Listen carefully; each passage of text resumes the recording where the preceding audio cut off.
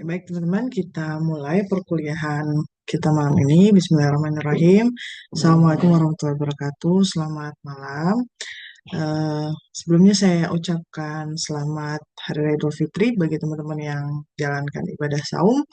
Mohon maaf lahir batin, mohon maaf apabila ada perkataan atau mungkin kualitas pengajaran yang belum sesuai harapan, baik secara penyampaian maupun teknis di LMS ya.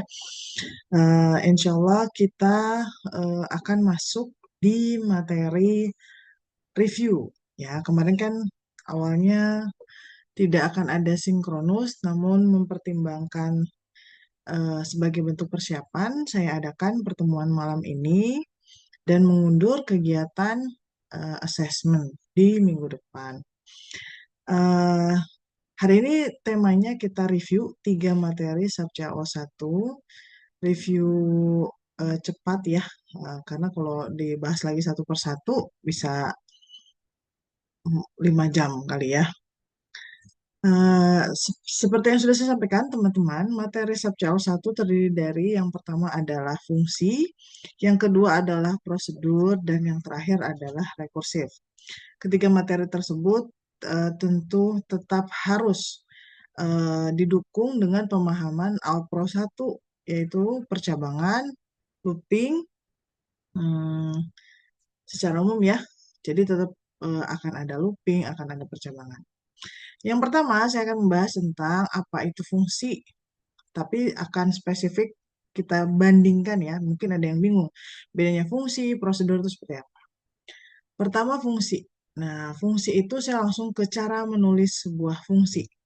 Fungsi dan prosedur adalah konsep membuat kode program menjadi sub-sub ya, sub-sub program yang kecil-kecil. Jadi ada dua cara, pakai fungsi atau pakai prosedur. Nah, untuk fungsi sendiri, cara menulisnya seperti apa? Nah, cara penulisnya seperti ini, teman-teman. Sebentar ya. Oh. Nah, jadi ketika teman-teman diminta untuk buatlah sebuah fungsi yang bla bla bla bla bla, maka yang harus teman-teman lakukan pertama adalah membuat header terlebih dahulu atau judul. Untuk function, keyword yang di depan yang paling awal adalah function.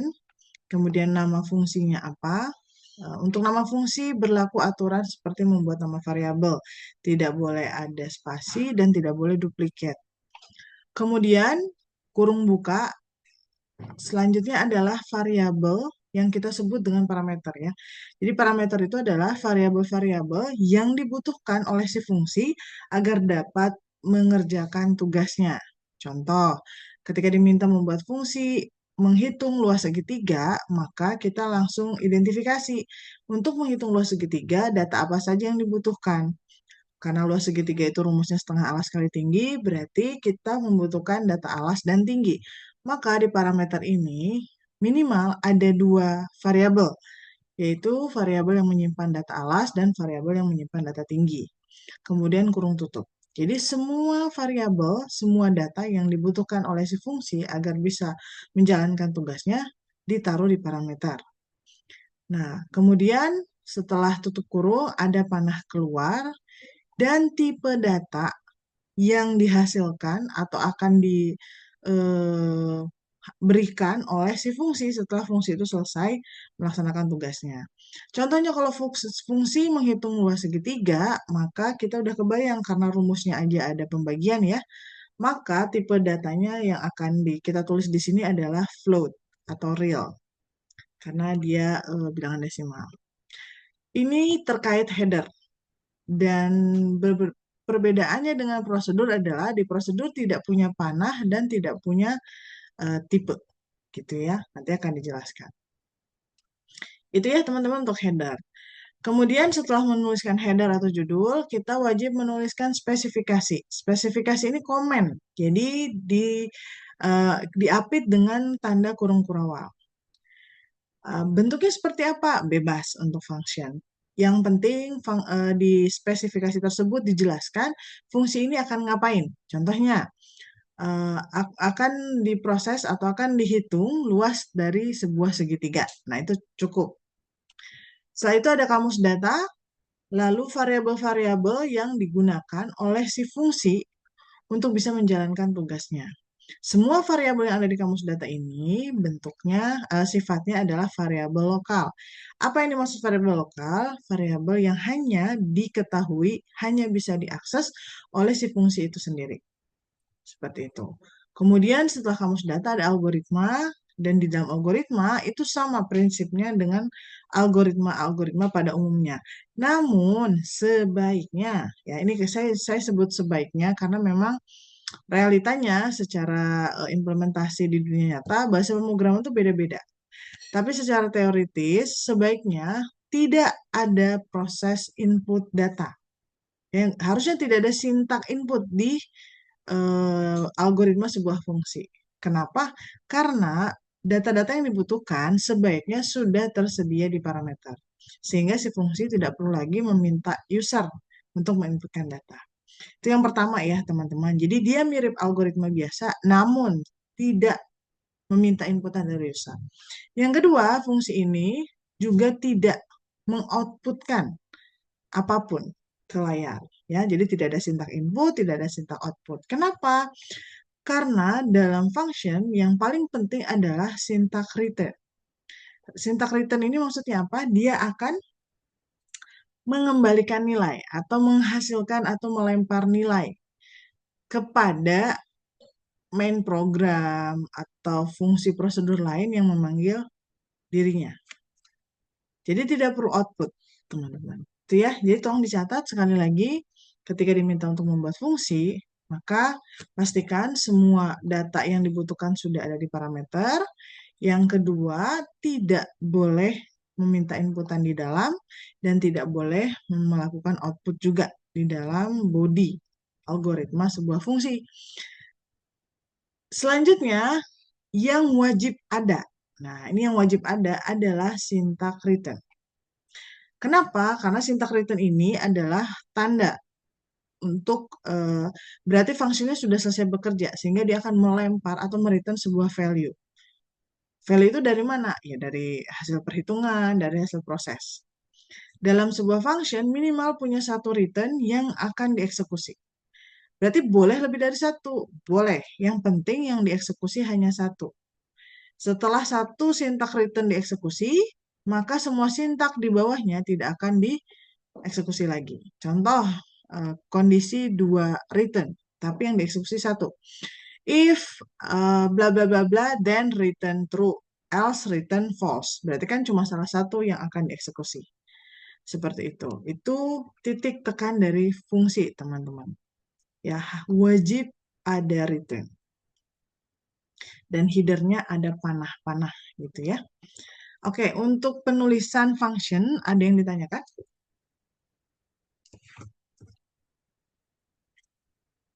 Masih aman?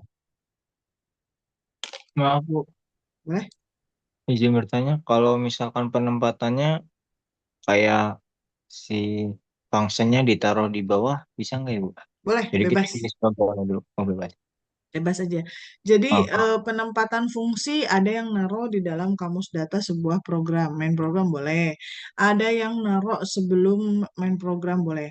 Ada yang naruh di bawah boleh. Yang nggak boleh di tengah-tengah, ya di tengah-tengah algoritma lagi input tiba-tiba mendeklarasikan function nggak boleh ya. Intinya pilih aja mau di atas di dalam kamus data si main program atau setelah end program boleh. Gitu. Nggak ada lagi? makasih Bu. Sama-sama. Itu siapa ya? Saya mah senengnya kalau ada yang ngomong teh nih kayak kayak hari ini. Banyak yang ini menjawab. Ini GAP ya, PJJ GAP. Tadi namanya siapa, Mas? Erza Bu. Erza, Erza. Oke, terima kasih Mas Erza. Oke, ada lagi yang mau ditanyakan teman-teman terkait penulisan fungsi. Izin bertanya, Bu. Nah, Untuk yang nama fungsi itu, apakah diharuskan untuk menggunakan snack case, Bu? bebas kalau nama fungsi. Oke. Gunakan style teman-teman, mau pakai style apapun. Yang penting tidak duplicate, tidak ada spasi, sebaiknya tidak diawali oleh angka. dan tidak angka gitu ya. Oke, Mas Afea, terima kasih atas pertanyaannya. Ada lagi teman-teman terkait fungsi? Oh iya, kalau nanti menjawab di LMS, panah ini bagaimana nulisnya, Bu? Cukup pakai strip dan tanda lebih besar, ya, tanda apa perbandingan lebih besar. Itu cukup. Stripnya mau 2 kali boleh, biar kelihatan panjang panahnya gitu boleh. Oke, kalau tidak ada yang ditanyakan, Izin saya tanya Bu, boleh, boleh. untuk spesifikasi dari fungsi itu wajib diisi ya Bu ya ketika jawab soal Bu? Wajib, karena itu salah satu yang akan dinilai. Yang dinilai itu bukan apa isinya, lebih ke ada atau tidak, lebih ke sana. Ya Bu, siap Bu. Masih Bu. Oke, terima kasih Mas Arik pertanyaannya. Dan jangan lupa ya, biasanya itu kelewat. Saya aja sebagai yang bikin soal suka lewat soalnya. Oke, baik. Ada lagi teman-teman? Kalau tidak ada, saya akan lanjut ke prosedur biar tahu ya bedanya. Oke. Bagaimana dengan prosedur? Nah, prosedur cara menulisnya itu, nah seperti ini. Pertama, keyword prosedur, kemudian nama prosedur, ini sama ya, berlaku nama prosedur, nama fungsi sama aturannya, kemudian ada parameter. Lihat, di prosedur tidak ada tanda panah dan tidak ada tipe data. Ya, jadi itu bedanya. Nah, dikarenakan tidak ada tanda panah keluar dan tipe datanya, berarti si prosedur ini akan memproses atau menyimpan hasil itu di parameter. Kalau di fungsi, yang di parameter itu adalah data-data yang data-data yang digunakan, yang sudah disediakan dan akan dipakai oleh si fungsi untuk melakukan proses. Nah, di prosedur itu, oh teman-teman izin, lagi azan, saya mute dulu.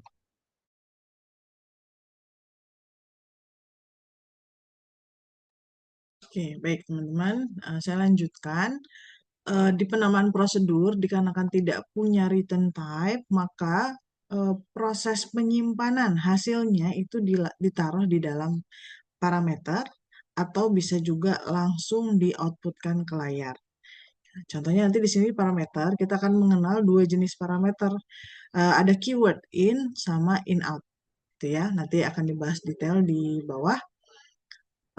Kemudian, kalau di function itu tidak ada keyword di awal variabel pada parameter, tidak ada keyword input gitu ya, atau input output. Kenapa? Karena semua variabel pada function itu bersifat pass by value. Ya, jadi pass by value semua. Sedangkan kalau di prosedur nanti ada 2 jenis variabel pada parameter, pass by value atau pass by reference. Pass by value itu keywordnya in atau input sebelum si variabel. Kalau pass by reference, keywordnya adalah input slash output atau in slash out. Apa bedanya nanti saya akan jelaskan dengan contoh ya di bawah. Selanjutnya setelah judul, ada spesifikasi prosedur, penjelasan tentang prosedur tersebut. Nah, khusus untuk prosedur, kita menggunakan formatting seperti ini. Pertama state, initial state-nya apa, lalu tuliskan final state-nya apa, IS dan FS-nya. Initial state itu apa? Itu adalah penjelasan ya, keadaan awal yang harus terpenuhi sebelum prosedur bisa dieksekusi atau dipanggil. Ya simpelnya ketika membuat initial state kita jelaskan apa sih yang diketahui. Misalkan ketika ingin membuat prosedur menghitung luas segitiga, maka initial state-nya adalah, contoh aja nih ya teman-teman, diketahui atau terdefinisi 2 buah data berupa data alas dan tinggi. Itu kan kondisi awal. Kalau final state itu menyatakan hasil atau kondisi after si prosedur itu dieksekusi. Apa sih yang diharapkan? Nah, contohnya prosedur menghitung luas segitiga, berarti kan final state-nya adalah dihasilkan luas dari segitiga berdasarkan nilai alas dan tinggi yang disediakan. Misalkan seperti itu kalau agak panjang.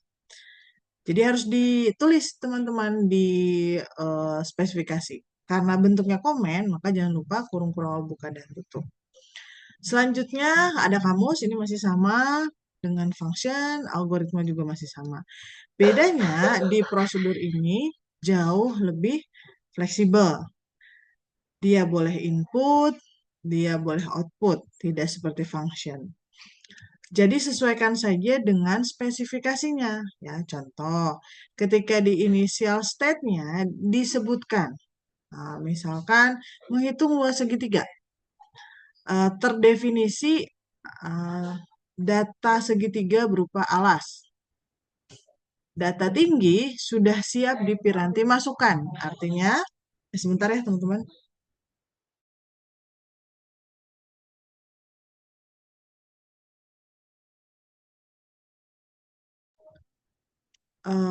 Maka kita state di initial state-nya, misalkan di initial state dituliskan terdefinisi data alas.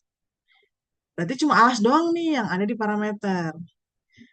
Data tinggi sudah siap di piranti masukan, misalkan, atau sudah siap diinputkan oleh user. Berarti tandanya untuk si tinggi itu harus diminta ke user. Berarti nanti di dalam algoritma ada proses input data tinggi, begitu ya. Jadi kapan harus input, kapan tidak perlu input, itu sangat bergantung dengan apa yang ada di parameter dan apa yang ada di initial state.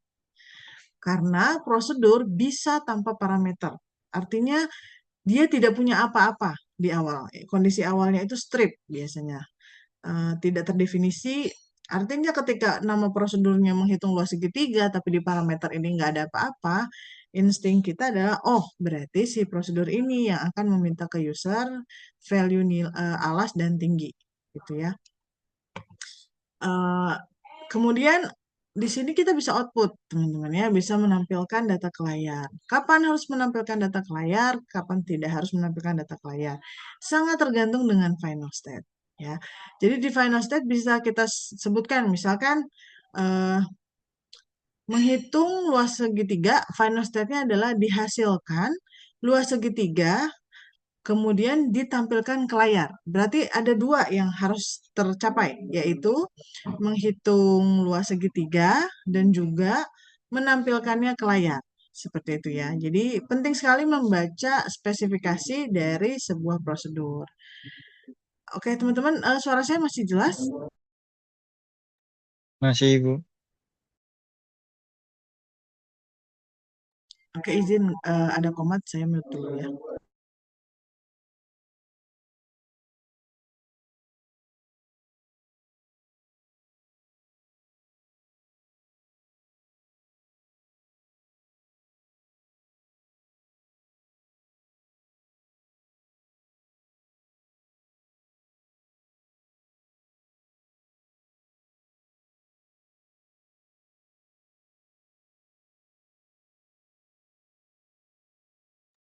Oke, kita lanjutkan. Jadi prosedur ini behaviornya mirip seperti program biasa. Tapi teman-teman harus pintar dalam mengidentifikasi apakah butuh input atau tidak perlu, apakah butuh output atau tidak perlu. Dilihat dari parameternya. Jadi apa yang disediakan. Kemudian baca initial state-nya dengan baik, baca final state-nya dengan baik. Gitu ya, teman-teman. Untuk prosedur. Jadi di header aja sebenarnya bedanya dan di proses algoritma. Kalau prosedur boleh input, boleh output, di function tidak boleh input, tidak boleh output, dan wajib ada return kalau di function. Oke, ini untuk penulisan prosedur. Ada yang ditanyakan?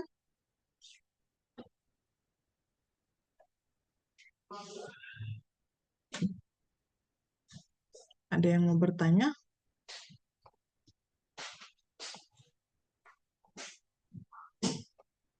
Oke, tidak ada ya. Berarti cukup jelas kita akan masuk ke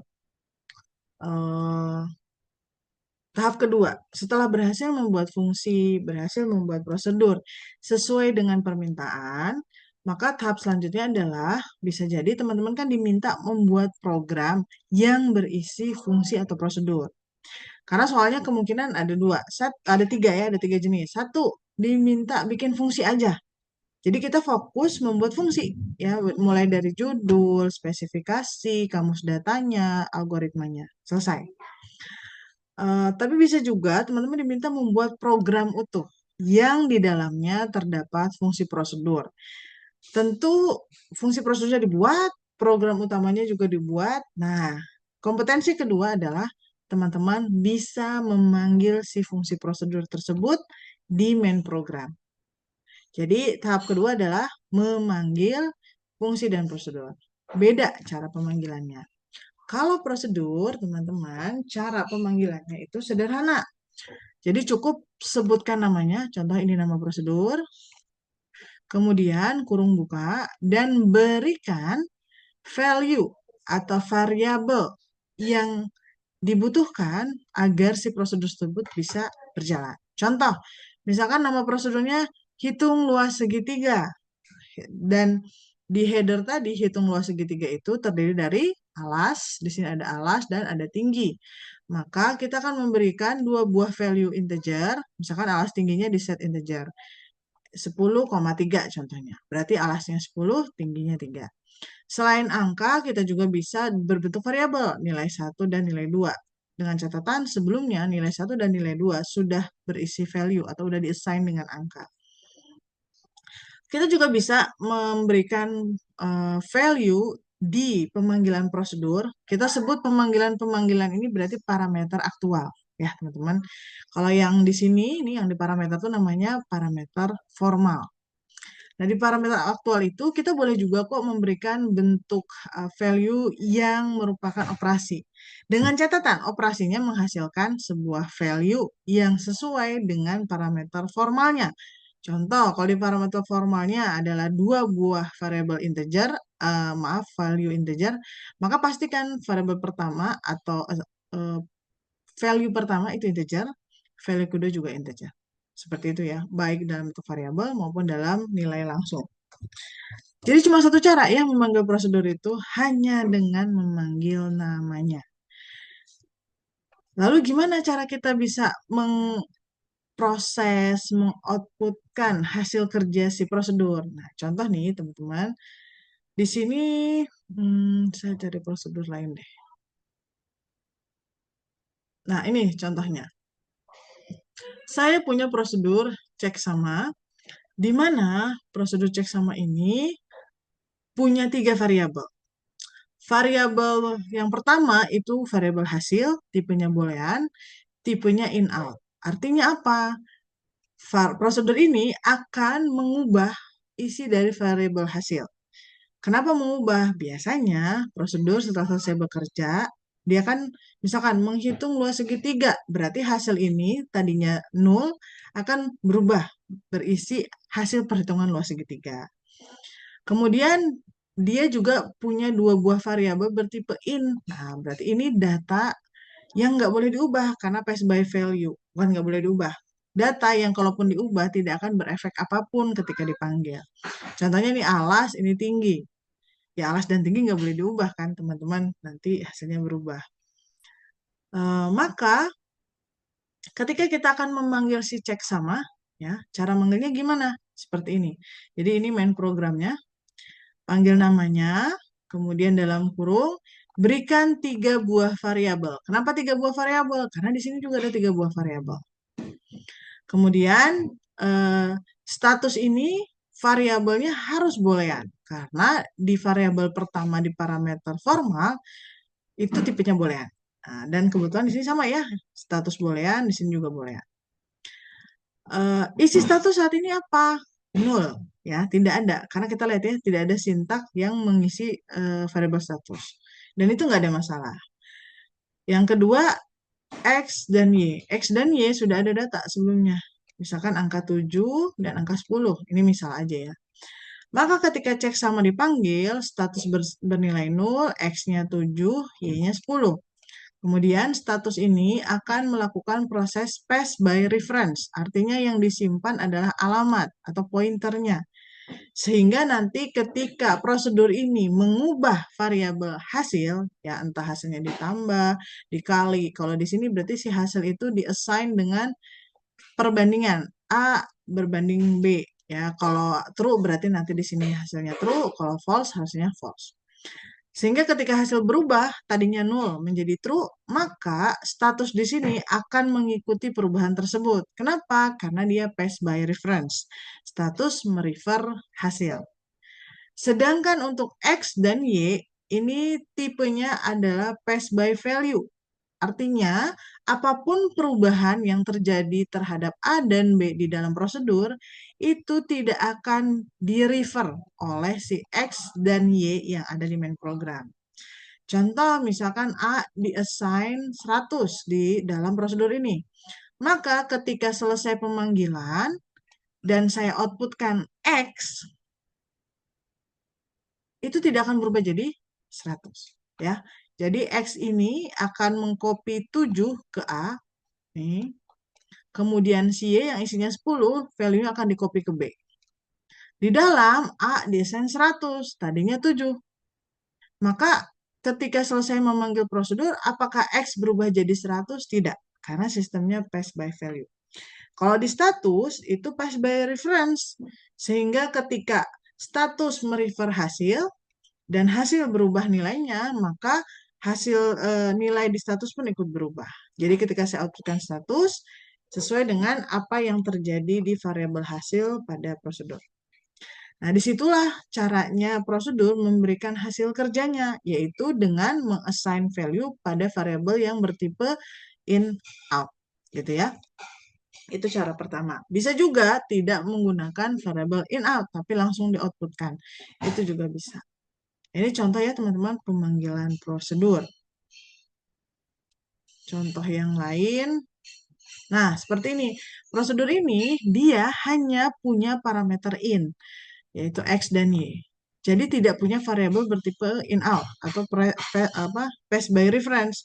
Pertanyaannya, loh, terus gimana caranya dia memberikan hasil kerjanya kepada main program? Caranya ternyata dengan langsung mengoutputkan si variabel hasil. Jadi ketika nanti main program memanggil prosedur hitung F, dia akan langsung mengerjakan sampai tahap menampilkan ke layar. Jadi main program nggak usah tampilin lagi. Tuh.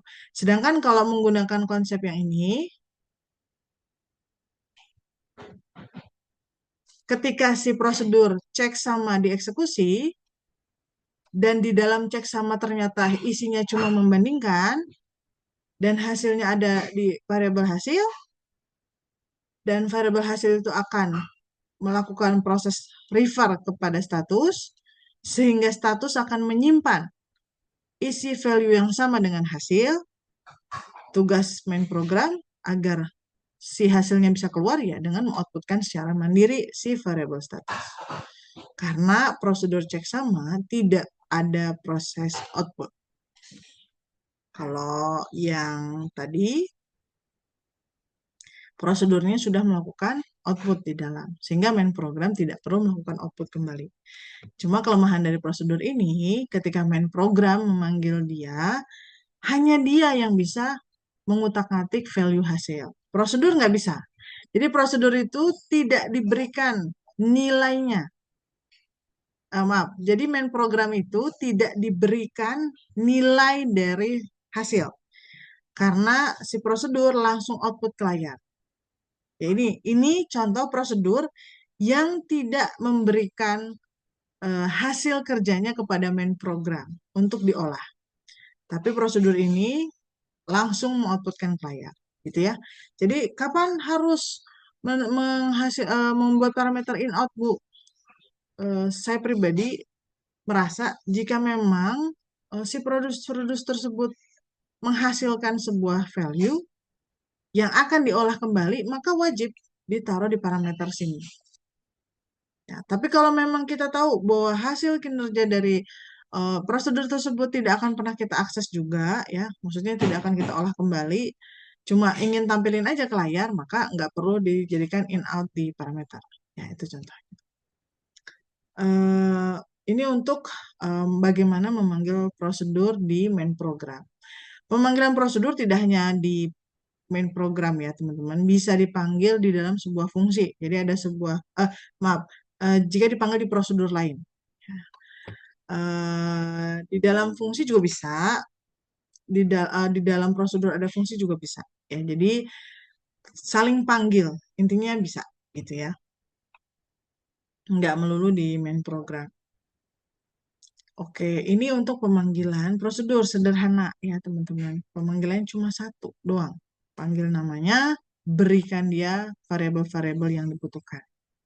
Pastikan jumlahnya sama dengan di header dan urutan datanya sama. Kalau di sini boolean string-string, berarti di sini juga wajib boolean string-string. Oh ini maaf, ini ada error nih. Ini integer, ini string. Ini harusnya error ya codingannya. Ini kita ganti aja dengan string. Karena harus sama kan? Kalau ini integer, ini string, error. Oke teman-teman, ini untuk penulisan pemanggilan dari sebuah prosedur. Ada yang tanyakan? Izin bertanya, Bu. Untuk yang variabel hasil itu kan in out. Kalau Hmm, di Go kan harus menggunakan asterisk. Berarti kalau di betul. pseudocode-nya itu nggak perlu ya? Tidak perlu, cukup membuat keyword in slash out saja. Eh, Kalau panahnya itu wajib panah ke kirinya. Atau boleh pakai sama dengan? Oh, yang ini. Ya, yang itu. Oh ya, assignment bisa pakai panah ke kiri, bisa pakai sama dengan. Ada lagi? Izin Bu, kalau misalkan achievement-nya campuran gimana Bu? Ada yang sama dengan ataupun panah gimana? Jujur itu nggak bagus. Itu tanda bahwa bisa jadi jawabannya didapatkan dari sumber lain. Saya nggak tahu kalau teman-teman seperti apa. Saya sebagai dosen yang memang menghandle banyak sintak ya. Dulu saya strict bahwa assignment itu harus panah. Tapi kemudian seiring waktu beberapa dosen menyatakan nggak apa-apa loh pakai sama dengan. Oke, kita ikut. Nah, saya sering tertukar itu saya masih mewajari gitu ya. Nah, kalau teman-teman ketukarnya kira-kira karena apa? Karena memang di bahasa pemrogramannya sama dengan, pas lagi ingat gitu ya, karena golang gitu ya, lagi sama dengan. Kemudian, tapi kadang juga lagi ingat, oh ini harusnya assignment tuh panah gitu. Makanya jadi beda-beda. Begitukah maksudnya Mas Agung? Iya betul Bu, soalnya kan Hmm. sumber pembelajaran tuh beda-beda ya Bu ya. Ngambil dari sana dari sini, Hmm. representasikan pakai panah, ada yang pakai sama dengan juga. Terus variabelnya juga ada yang pakai titik dua sama dengan ya, ada yang langsung masuk variabel kayak gitu loh Bu. Ah, gini Mas, bedakan antara bahasa pemrograman dengan pseudocode. Kalau pseudocode itu punya aturan. Nah, aturannya karena ini kuliahnya di Informatika TLU, maka aturannya ketika membuat variabel urutannya seperti ini. X, Y, titik dua integer. Dan ini berlaku di banyak referensi ya.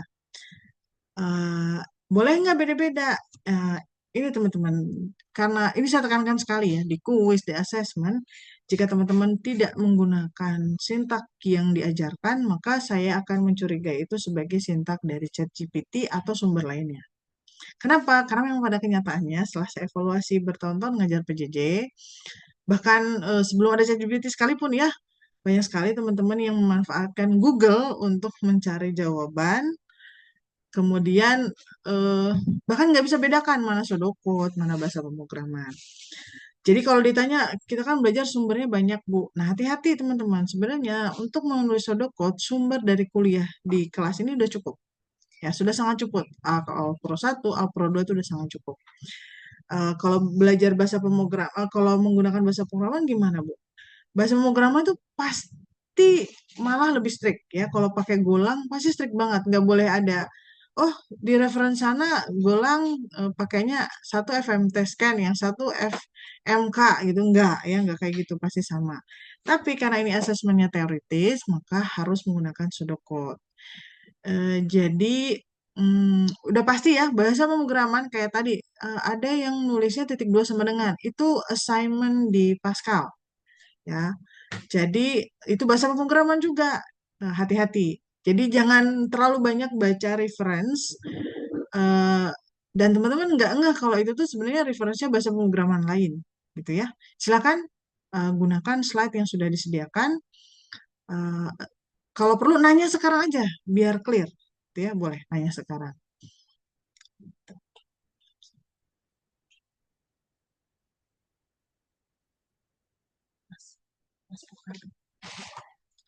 Boleh, silakan. Mas, tadi siapa yang nanya ya sebelumnya?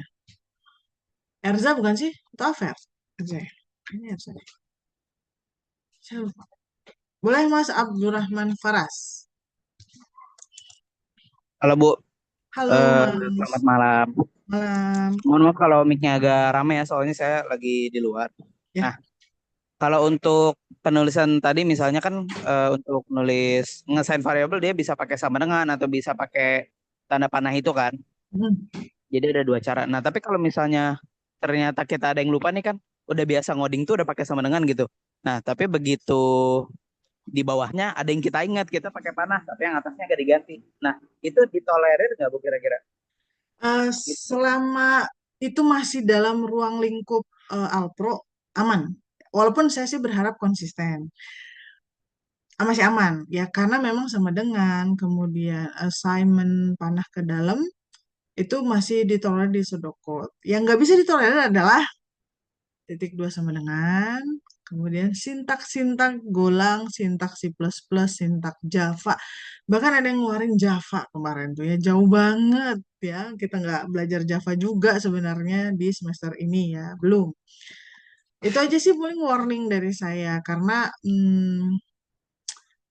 ya, ya kita sama-sama tahu lah ya, eh, asas praduga bersalahnya tinggi banget di sekarang dengan adanya ChatGPT dan Google dan teman-temannya udah mau pakai SEB, mau pakai proctoring, banyak sekali celah gitu. Apalagi teman-teman PJJ full ya. Jadi memang saya harus strict ya, mau nggak mau harus strict. Walaupun nanti pas tugas pasti terlihat yang paham dan tidak paham ya. Tapi saya sih berharap teman-teman, semoga dengan adanya slide ini mempermudah sebenarnya. Belajar menulis pseudocode berbeda dengan belajar ngoding gitu ya. Makanya kenapa nilainya lebih besar di belajar menulis bukan belajar ngodingnya. Karena kalau ngoding mah lebih mudah sebenarnya. Tapi kalau bikin pseudocode ada rule-rule-nya dan terlihat nanti logiknya di sana. Begitu. Walaupun tetap ya ChatGPT masih bisa membantu. Tapi akan terlihat teman-teman yang menggunakan ChatGPT murni ya, dengan yang ya saya nggak berharap teman-teman buka ChatGPT juga karena kan harusnya ini ya, ChatGPT free, Google free, pokoknya nggak boleh buka aplikasi apapun di device manapun. Tapi minimal sampai detik ini saya masih bisa membedakan mana yang menggunakan ChatGPT atau menggunakan sumber lain. Kalau yang tadi, yang panah sama-sama dengan, saya masih anggap itu aman. Tapi kalau sudah ada titik dua sama dengan, sudah ada bahasa input dari bahasa pemrograman, output di bahasa pemrograman ya, itu sudah warning sebenarnya. Nah, sekalian nih mumpung kita lagi bahas juga, di aturan perkuliahan ini, ketika teman-teman menjawab dengan sintak yang sangat jauh dari pseudocode yang diajarkan, bahkan menggunakan bahasa pemrograman, terlepas itu Golang, itu akan dikurangi ya. Dikuranginya sampai 40%. Dan apalagi itu konsisten salahnya ya, konsisten salah sintaknya dari awal, dari baris awal sampai baris akhir. Yang kedua, tabulasi ya, identasi. Kalau teman-teman rata kiri itu langsung berkurang juga. Uh, Memang agak susah ya menjawab soal berbentuk code di LMS karena ketika kita ketik kita klik tab dia malah loncat ke button lain gitu. Maka saran saya biasakan untuk melakukan identasi dengan spasi sebanyak 5 kali, kemudian spasi itu kalian copy aja. Jadi setiap kalian butuh identasi tinggal paste, paste, dan paste. Karena kalau rata kiri itu nilainya juga berkurang. Ya karena kita nggak mungkin ngoding rata kiri ya teman-teman, nggak bagus ya, nggak baik. Apalagi di algoritma yang eksekutornya itu adalah mata manusia. Ya, jadi sebaiknya identasi diperhatikan. Jadi jawaban Anda mau benar, tapi tidak sesuai sintaks pseudocode, tidak ada identasi, maka kemungkinan besar teman-teman sudah kehilangan 70% nilai. Gitu ya. Jadi saya harus strict memang, karena ya kondisinya perkuliahan PJJ ini sangat vulnerable ya. Jadi mohon difahami, mohon maklum. Ya memang akhirnya jadi membuat ribet orang-orang yang jujur. Ya itu kayak kondisinya sekarang tuh begitu. Makanya lagi mengusahakan SEB dan SEB-nya error wae ya, saya juga bingung. Sejak di Kan sekarang dipindah tuh si modulnya jadi handle by Celo gitu. Ada beberapa error. Cuma katanya sini yang key ya, saya lagi coba. Karena saya nggak error, saya udah nyoba ya nggak error. Kenapa di teman-teman lain saya kurang paham. Begitu ya, maaf agak melenceng kemana-mana, tapi ini sekalian untuk bekal ketika nanti teman-teman mengerjakan kuis serta asesmen. Begitu. Ini yang kanan, Go. Makanya saya nggak bahas ya, karena kita mereview untuk persiapan asesmen. Asesmen teori. Kalau asesmen praktikum pakai yang Go ya, silakan pakai aturan Go. Dan aturan Go itu udah strict. Ya, jadi aman sebenarnya, jauh lebih mudah. Oke, itu untuk pemanggilan prosedur. Ada yang tanyakan sebelum saya pindah ke bagaimana cara memanggil fungsi? Oke, aman ya. Sekarang kita masuk ke pemanggilan fungsi. Kalau prosedur manggilnya cuma satu cara, kalau oh ya, sama-sama Mas Faras. Kalau function cara manggilnya ada 3 cara, teman-teman. Nih contohnya ya. Pertama, kita harus menyimpan hasil dari pemanggilan fungsi itu ke sebuah variabel. Kita assign. Contoh nih, variabel, kemudian panah, lalu nama fungsinya yang kita panggil apa, serta parameter eh, aktualnya apa, atau argumennya apa yang akan diberikan. Contohnya seperti ini, variabelnya nilai, diassign dengan nama fungsinya f, kemudian argumennya apa, atau parameter aktualnya 5 dan 1. Seperti itu. Ini boleh. Jadi hasil return dari f akan disimpan ke variabel nilai di main program. Yang kedua, kita bisa juga langsung tampilin aja ke layar. Ya, contohnya seperti ini. Output, kurung buka, nama fungsi, kurung buka lagi, berarti isinya argumennya, lalu kurung tutup, dan kurung tutup. Kalau begini, tandanya si fungsi itu langsung ketika memberikan nilai, langsung dilempar ke layar. Jadi tidak di-save ke variabel. Yang ketiga adalah fungsi itu bisa juga langsung kita lakukan operasi. Ya, contohnya kayak gini. Fungsi dengan argumen 5,1 dibandingkan hasilnya dengan fungsi yang argumennya 2,4. Atau bisa juga nih, ini kita ganti dengan tanda plus. Berarti kalau ini hasilnya integer, ini hasilnya integer, maka nanti akan dijumlahkan. Itu juga boleh. Ya, jadi ada 3 cara dalam mengakses nilai dari sebuah fungsi. Ya, hasil dari sebuah fungsi. Ada yang tanyakan untuk pemanggilan fungsi?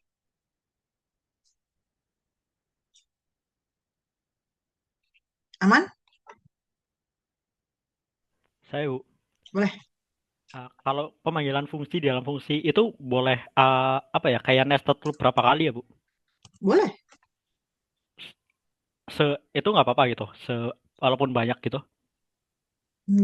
Maksudnya nested loop di dalam loopnya memanggil fungsi gitu kan? Nested ini, Bu, kayak itu kan output F 2,4 gitu. Misal 4-nya tuh diganti jadi F 2,4 boleh, lagi. boleh. Oh. Misalkan gini ya, F, sangat boleh. Gitu kan maksudnya? Iya, betul, Bu. Boleh. Contoh-contoh soal di slide malah begitu. Kalau tidak salah, kalau teman-teman sudah mengerjakan itu, saya nggak tahu ini namanya di kalkulus apa ya. Saya nyebutnya FOG, GOF, FOH, GOH, atau nggak? Komposisi ya. Untung ada suami saya di sebelah. Dan itu ada soalnya F, O, G, H. Ini berarti pemanggilan fungsi H di dalam parameter fungsi G di dalam parameter fungsi F. Begitu. Saya nyebutnya fogoh aja gitu karena ada simbol bulatan di sini. Boleh, sangat boleh. Oke, ada lagi? Tadi yang nanya siapa ya? Bu, Mas izin Amar. bertanya Boleh, Mas Arif. terkait aturan pengerjaan, Bu. Kalau untuk buka chat GPT, Google, dan lain-lain, dan kalau saya ngerjain di praktikum kan ada tulisan nanya temen juga nggak boleh gitu ya, Bu, ya, kerjasama ya. Kalau kita buka slide boleh nggak, Bu? Slide perkuliahan. Iya, sebenarnya nggak boleh. Sebenarnya gini, Kalau teman-teman. untuk kuis pekanan, Bu, kalau untuk assignment kan ada emang kita disuruh nulis saya menyatakan gitu-gitu. Kalau yang untuk kuis pekanan gitu, Bu. Bentar, tugas coding maksudnya. Iya, Bu. Oh, kalau tugas coding aman. Oh, mana? Jadi gini, di Alpro 2 ini ada 2 jenis tugas, teman-teman, setiap pekannya. setiap materi lah ya, bukan setiap pekan. Satu, tugas membuat pseudocode. Itu latihan teman-teman membuat pseudocode. Dan itu tidak keluar langsung hasilnya. Kenapa? Karena yang memeriksa adalah mata manusia, saya atau asisten saya. Dan itu boleh banget buka apapun ya, buka slide. Malah itu saatnya latihan soalnya ya. Cuma memang sengaja saya kasih satu attempt karena ingin membiasakan teman-teman ketika mengerjakan itu fokus siap gitu ya. Kemudian lagian kalau banyak juga teman-teman nggak akan bisa langsung lihat hasilnya gitu ya. Yang kedua ada yang namanya latihan coding. Nah, latihan coding ini itu fleksibel banget. Bahkan kalian bisa attempt berkali-kali dengan durasi yang amat sangat panjang. Hasilnya pun bisa langsung dilihat salahnya di mana. Itu dua. Dan itu semuanya latihan. Jadi semuanya boleh open apapun. Ya memang saya sih berharap tidak ChatGPT ya. Kalau ChatGPT nggak dapat ilmunya khawatirnya ya. Buka slide boleh, diskusi boleh. Tapi kalau buka ChatGPT sih sebaiknya tidak. Jangan mengandalkan ChatGPT untuk menjawab ketika first attempt. Ya, jangan. Tugas kita adalah melatih logik kita ketika mendapatkan masalah, tahapan penyelesaiannya seperti apa. Kemudian ada yang namanya kuis. Nah, kuis itu setiap Sabtu, satu yang minggu ini harusnya dilaksanakan oleh teman-teman itu kuis. Nah, kalau kuis ini close everything karena simulasi assessment, ya, simulasi UTS lah bahasanya. Yang menggunakan SEB dan proctoring. Cuma ya karena error, jadi saya tunda lagi ya. Yang keempat itu assessment. Assessment yang poinnya itu 20% kalau nggak salah ya. Dari skala 100, 20 poin teman-teman bisa dapatkan untuk nilai akhir. Ini sudah pasti jauh lebih strict lagi ya. Walaupun jujur saya masih berusaha, walaupun attempt-nya cuma satu kali, tapi saya berikan keluangan kepada teman-teman untuk bisa mengerjakan lebih dari 1 minggu gitu ya, bahkan melewati 2 weekend, agar teman-teman yang sangat sibuk di weekend pertama bisa tetap mengerjakan di weekend kedua, begitupun sebaliknya. Bedanya ya dengan kuis tetap sama ya, bahkan lebih strict. Bahkan saya sempat punya ide apa nanti asesmen harus merekam diri sendiri gitu ya pakai handphone, tapi ya let's see ya. Ya karena ternyata walaupun sudah pakai SEB, sudah pakai proctoring, tetap aja kemungkinan tambahan bantuan lain baik berwujud manusia ataupun berwujud device lain itu bisa terjadi. Nah, tapi pada dasarnya kalau asesmen yang akan dilaksanakan minggu depan, apa minggu ini ya, itu soalnya jauh lebih kompleks dibandingkan kuis.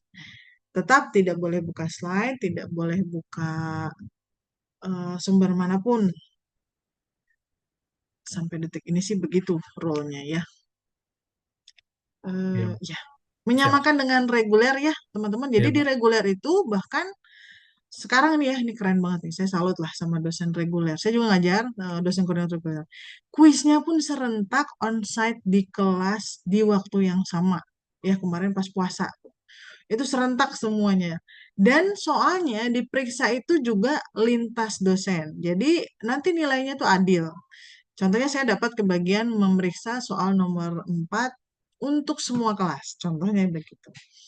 Kenapa begitu? Karena dalam rangka meyakinkan, memberikan jaminan bahwa kualitas setiap mahasiswa itu dinilai dengan setara. Soalnya sama, cara penilaiannya juga sama. Begitu. Ini info aja ya teman-teman di reguler. Berhubung teman-teman PJJ tapi nanti menggunakan title tetap Eskom setara dengan reguler, maka kurikulumnya juga harus sama, aturannya juga harus sama, bahkan harus lebih strict ya karena teman-teman sangat ini ya, sangat mudah untuk mengakses sumber ketika ujian. Jadi mohon semoga bisa dipahami ya. Walaupun saya yakin teman-teman akan ngerasa di dunia kerja mah nggak gitu kok Bu, nggak se-strict itu. Yes, I know. Tapi untuk kualitas dari pendidikan di TELU, di informatika TELU terutama, mohon izin kayaknya saya harus strict gitu ya. Sama kayak tadi ada yang nanya, kenapa sih nggak boleh titik dua sama dengan? Toh di dunia nyata juga kita pakainya titik dua sama dengan. Kalaupun saya pakai titik dua sama dengan ketika menuliskan algoritma, kayaknya enggak aja kok, maksudnya itu set. Nah, itulah pendidikan teman-teman ya. Ada aturannya. Semoga teman-teman bisa memahami dan bisa menangkap esensinya sebenarnya memang bukan menghafalnya, tapi membiasakan diri menggunakan sintak. Karena proses belajar itu adalah proses yang panjang dan kontinu berkali-kali. Jadi bukan mau ujian baru ngerjain. Nah, ini di PJJ gini nih, lucu. Ujian udah 2 minggu dikasih style waktunya, tiba-tiba H-1 sebelum deadline keluar error-errornya. Atau tugas 7 pekan, dikasih waktu ngerjain 7 pekan, mulai dari pekan 1 sampai pekan 7 dikerjain di pekan ke-7 gitu ya. Wah, saya nggak kebayang itu capeknya seperti apa ya. Ya, tapi mungkin fleksibelnya PJJ di sana ya. Intinya teman-teman bertanggung jawablah dengan apa yang teman-teman dapatkan nanti. Title Eskomnya bukan Eskom via ChatGPT gitu ya. Boleh pakai ChatGPT dalam rangka membantu teman-teman mensolusikan masalah yang sudah teman-teman coba tapi nggak dapat jawabannya. Dan itu bukan di ujian. Di latihan boleh, di tugas besar boleh. Gitu ya. Gitu teman-teman.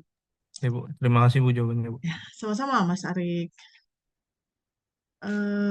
Nah, itu untuk fungsi ya. Udah bisa bikin fungsi, sudah bisa manggil. Nah, saya akan masuk ke tadi juga saya kasih tips-tips ujian. Saya akan masuk ke rekursif ya. Ini di sini saya mau tanya, udah ada belum yang sudah sampai menonton video dan menonton video rekursif aja dulu, materi rekursif ada?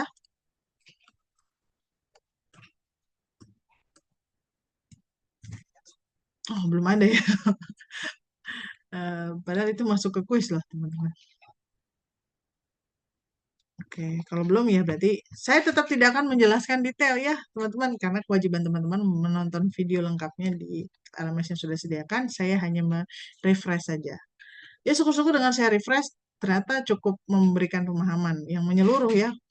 Jadi rekursif itu adalah proses di mana kita akan melakukan identifikasi apakah solusi dari sebuah masalah ini bisa kita pecah menjadi sub-sub masalah kecil yang identik, yang sama ya. Bukan loop, tapi bukan loop. Nah, contohnya nih ya, saya langsung ke contoh saja. Ini memanggil jadi rekursif itu adalah sebuah fungsi ataupun prosedur yang memanggil dirinya sendiri di dalam fungsi atau prosedur itu sendiri. Contoh, nah, saya punya prosedur cetak. Di dalam prosedur cetak ternyata memanggil dirinya sendiri.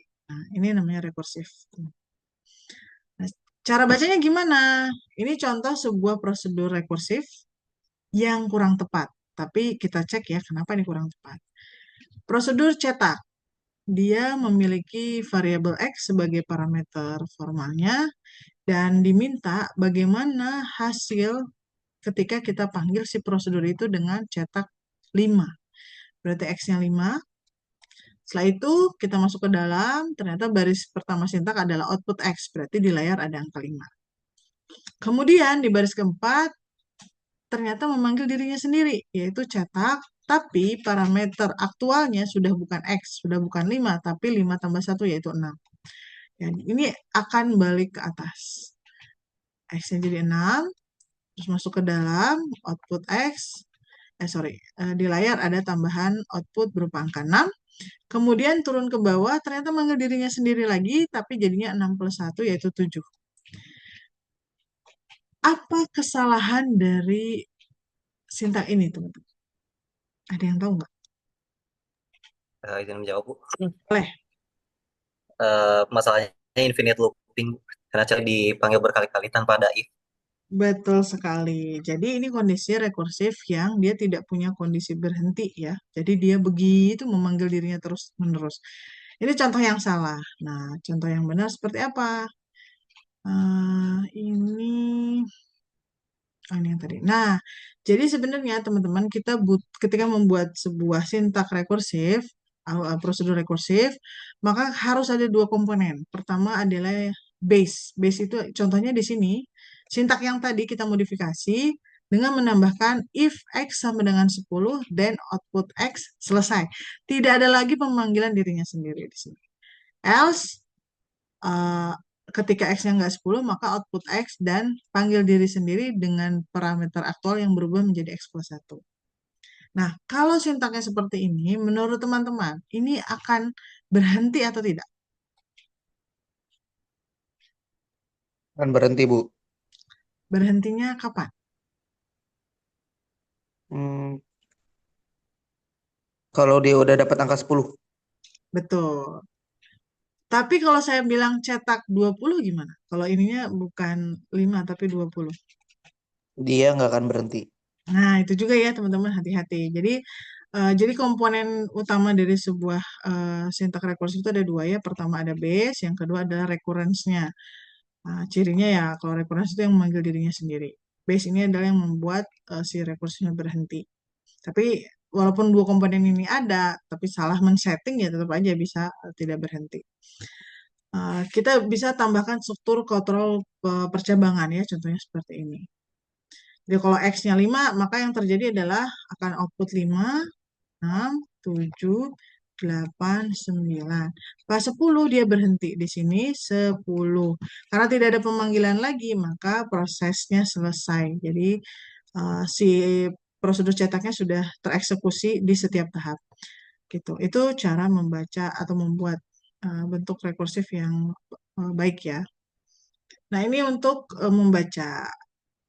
Kemudian, nah ini ya ada base case, kondisi berhentinya, dan recursive case atau recurrence-nya. Nah, sekarang saya akan contohkan teman-teman, takutnya teman-teman nangkapnya agak setengah-setengah nih ya. Nah, contoh saya punya algoritma prosedur cetak seperti ini. Oke, lihat ya. Di sini ada base-nya sama kayak tadi. Kemudian di recurrence-nya itu sintaknya begini, output X, cetak X plus 1, dan output X. Jika yang diminta adalah cetak 5, cara bacanya seperti ini. Pertama, prosedur cetak in, berarti ini 5. Apakah 5 sama dengan 10? Tidak, karena tidak kita masuk ke else. Kemudian output X, berarti ada 5 di layar. Di baris ketujuh, pemanggilan dirinya sendiri, yaitu X plus 1. Berarti memanggil dirinya sendiri, tapi X-nya adalah 6. Nah, ingat teman-teman, ketika X-nya 5, kan sintaknya itu ada sintak baris 6 dieksekusi, sudah. Baris 7 dieksekusi. Tapi ketika baris 7 dieksekusi, itu dia kan manggil dirinya sendiri. Efeknya apa teman-teman? Baris ke-8 ketika X-nya 5 itu belum tereksekusi.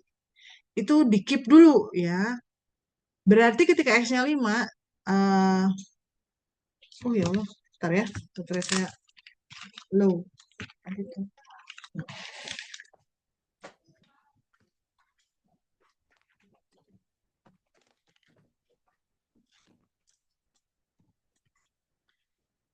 Berarti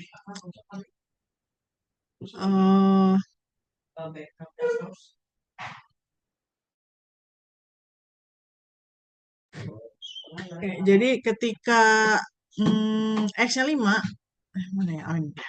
Ketika X-nya 5, kemudian dipanggil cetak, sintak ke-8 ini belum tereksekusi. Jadi kita keep, ya ingat ya, kita belum eksekusi baris ke-8. Kita jalankan dulu baris ke-7 karena memanggil diri sendiri dengan angka 6, berarti kita lanjutkan output X ya. Karena si 6 ini bukan 10, maka kita masuk ke else, output X berarti di layar ada angka 6. Kemudian kita turun ke bawah, ternyata memanggil dirinya sendiri lagi. Tapi ingat, sintak ke-8 ketika X-nya 6 itu belum tereksekusi. Jadi ada dua sintak yang belum tereksekusi. Maka dia memanggil dirinya sendiri lagi dengan angka 7. Begitu seterusnya sampai angka 10. Berarti kebayang ya, yang dieksekusi cuma baris 6 terus. 5, 6, 7, 8, 9. Nah, pas 10, pas X-nya 10, dia akan masuk ke sini. Output X, dan setelah output X, kemana? Selesai. Ke NIF dan N prosedur. Artinya ketika X-nya 10 itu semua sintak sudah dieksekusi. Berarti sekarang kita mundur ke belakang. Karena cetak X plus 1 ketika X plus 1-nya bernilai 10 sudah dieksekusi, kita turun ke baris ke-8. Nah, ketika turun baris ke-8, X-nya berapa? X-nya adalah 9. Karena ini sudah dieksekusi, berarti kan ini keluar angka 9 nih. Karena ini sudah dieksekusi, maka mundur kembali ke X-nya 8. Apa sintak yang belum dieksekusi ketika X-nya 8? Ya, sintak output X. Oh, X1 itu adalah 8, berarti muncul angka 8. Mundur lagi muncul angka 7, mundur lagi muncul angka 6, dan mundur lagi muncul angka 5. Ketika 5 dieksekusi, and if, and prosedur. Selesai. Begitu teman-teman cara membaca rekursif. Ada yang ditanyakan terkait rekursif?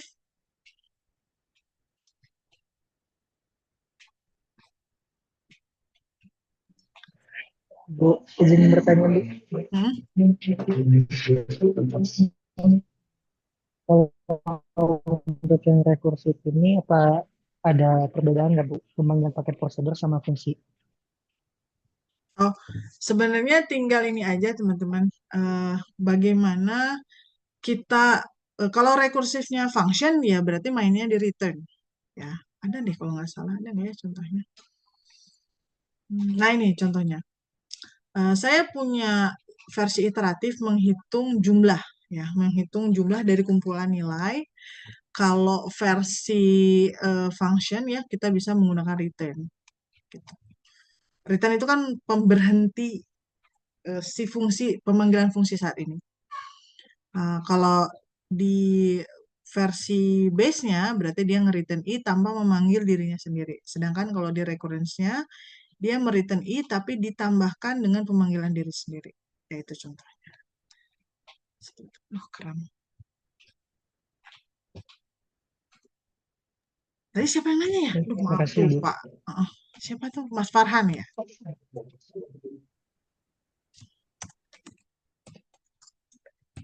Oke. Nah, kemudian teman-teman, kita kan tadi udah belajar baca ya. Selanjutnya adalah belajar membuat. Apakah semua ngapain sih belajar rekursif? Ya, untuk menyederhanakan sebenarnya.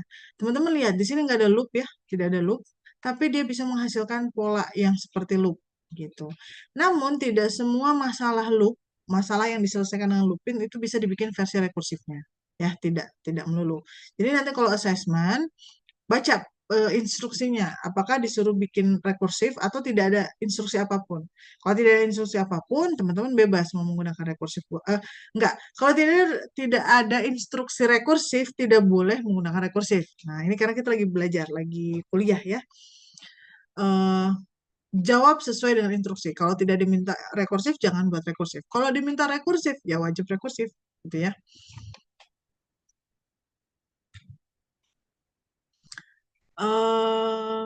Bentar lagi. Nah, ini ya ini pola umumnya, tapi tidak berlaku semuanya ya. Jadi kalau teman-teman sudah punya sintak yang iteratif, maka pola rekursifnya seperti ini ya. Tadi ya, kalau ini masternya, master tuh yang mengeksekusi, yang memanggil, men-trigger si rekursif itu dipanggil. Sedangkan kalau algoritma rekursifnya sendiri itu yang bawah. Nah ini ya ada if, ada else. Nah, ini untuk yang ini adalah base-nya. Yang ini adalah recurrence-nya. Tapi sekali lagi sangat sangat fleksibel tergantung masalahnya. Coba saya mau tanya teman-teman. Apa efeknya kalau sintak ini saya ubah? Jadi cetak X plus 1 ini saya pindahkan ke sebelum output X. Ada yang bisa jawab nggak? Apa output di layar?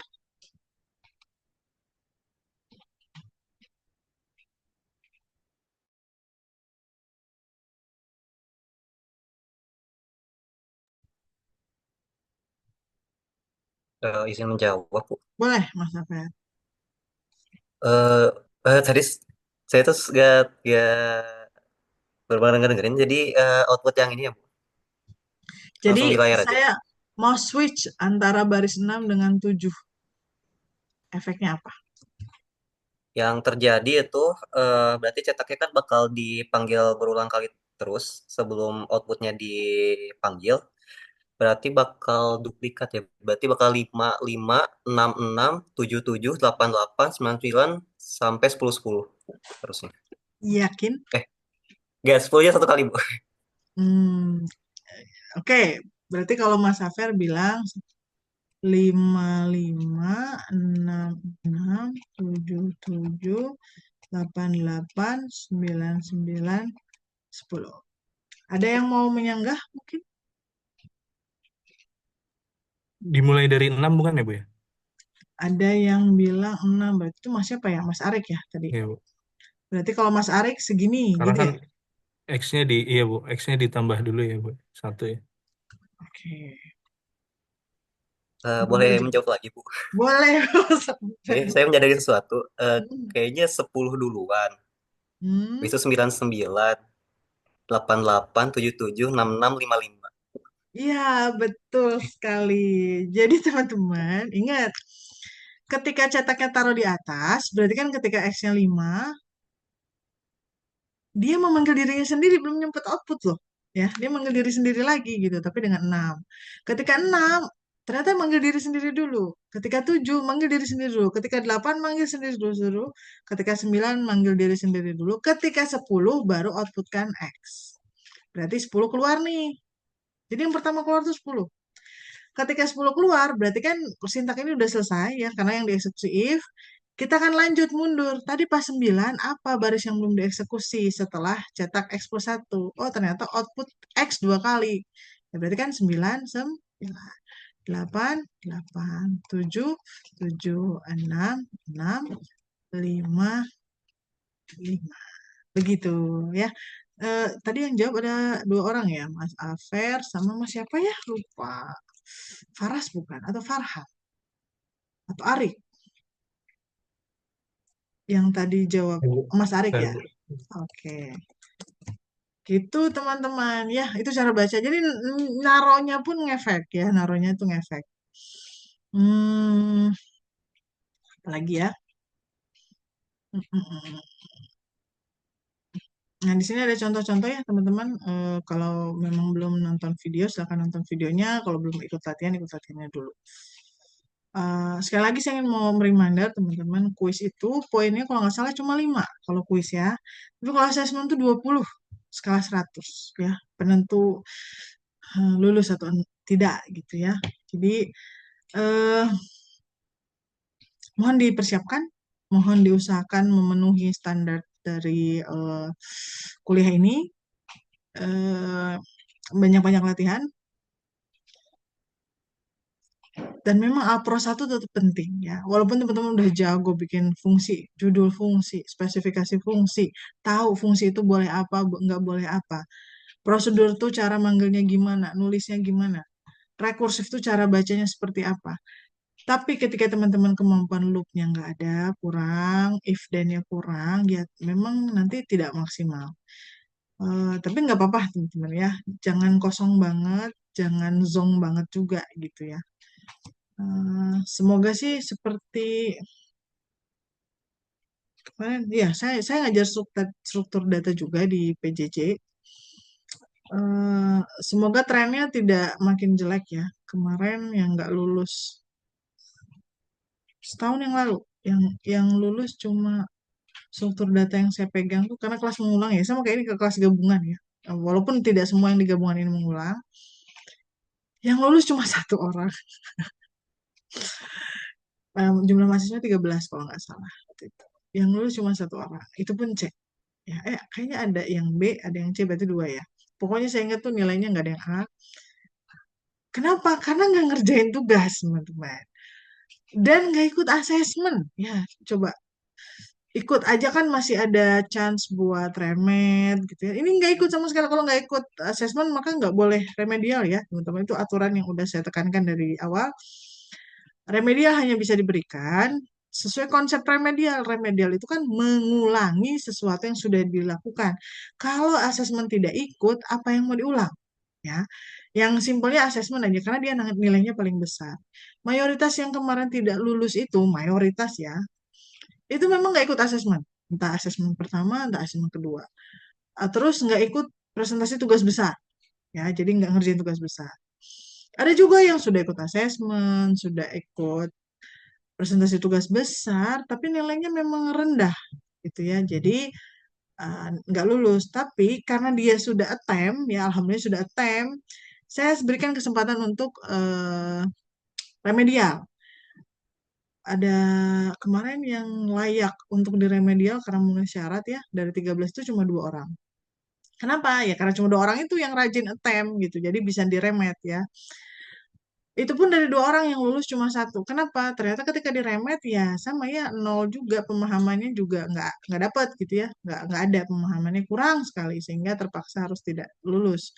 Yang satu lagi alhamdulillah karena kurang dikit waktu itu. Jadi ketika diberikan kesempatan untuk melakukan asesmen susulan dengan nilai maksimum 50, dia bisa kejar sampai nilai minimum tadi gitu teman-teman ya. Ya saya paham sih teman-teman PJJ kan sibuk ya, mungkin banyak yang sudah bekerja.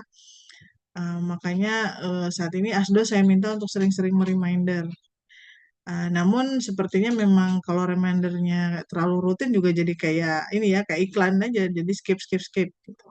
Saya sarankan teman-teman, mumpung masih di open, kerjakan tugas yang bisa dikerjakan, kerjakan latihan yang bisa dikerjakan, kuis dikerja. Mumpung kuis juga lagi error ya, jadi nanti kalau saya sudah buka, sudah aman, silakan dikerjakan dengan baik. Minimal attempt, terlepas nanti tidak maksimal, minimal attempt. Syukur-syukur nanti bisa diremet. Apalagi assessment itu 20 poin dari skala 100. Udah nggak ikut 2 assessment aja berarti udah hilang 40 poin. Belum yang praktikum. Nah, praktikum tidak ada assessment. Tugas besar, maaf, praktikum tidak ada remedial, tugas besar pun tidak ada remedial. Jadi harapannya cuma di kuis dan assessment kalau memang ingin apa bisa remedial ya. Ya syukur-syukur sih nggak perlu remedial ya. Semuanya memenuhi minimal D gitu. Dan sekali lagi ini sudah sangat fleksibel ya. Tugasnya ya alhamdulillah sub CLO-nya itu setengah-setengah semester. Jadi tugasnya itu 7 pekan loh diberikannya. Kuisnya 2 pekan, asesmennya 2 pekan, melintasi 2 weekend. Ya sudah sangat fleksibel. Semoga sesibuk-sibuknya teman-teman tetap masih mengikhtiarkan untuk mengerjakan. Ya walaupun memang ngambil mata kuliah ini kembali itu mudah mungkin ya. Mudah tuh ya kan bayar ya teman-teman kalau nggak salah kan SKS base. Ada yang mengambil mata kuliah struktur data itu sampai 6 kali. Tapi nggak hadir gitu. Sampai bilang, waduh kayak sekali ya. Ya mungkin sibuk banget ya. Tapi saya tidak berharap teman-teman PJJ ini hanya sekedar ingin dapat gelar, tapi otaknya nggak dapat gitu ya, sayang sekali. Walaupun mungkin teman-teman, saya udah jadi manajer kok Bu, cuma butuh title S1 saja nih untuk orang tua saya. Tetap teman-teman, usahakan niatkan dengan baik, ikhtiar menimba ilmunya, biar dapat berkahnya juga ya. Kita nggak tahu berkahnya dari sisi mana. Hindari ketidakjujuran, apalagi kalau cuma sekedar ingin dapat Eskom, berarti kan nggak usah ngoyo dapat A ya. Dapat C semua aja juga dapat Eskom loh. Ya, selama masih di atas IP-nya di atas 2,0 masih dapat Eskom. Jadi jangan ngoyo dengan cara yang curang di saat sebenarnya teman-teman bisa dapetin hal yang standar dengan cara yang jujur, apalagi kalau memang sekedar biar dapat Eskom. Itu aja teman-teman untuk review hari ini. Untuk materi array-nya akan saya buatkan video terpisah saja yang memang bentuknya materi. Sebenarnya sudah saya buatkan videonya, saya nggak tahu tapi teman-teman udah nonton apa belum ya. Ada yang mau ditanyakan sebelum saya tutup terkait persiapan asesmen sub CL 1?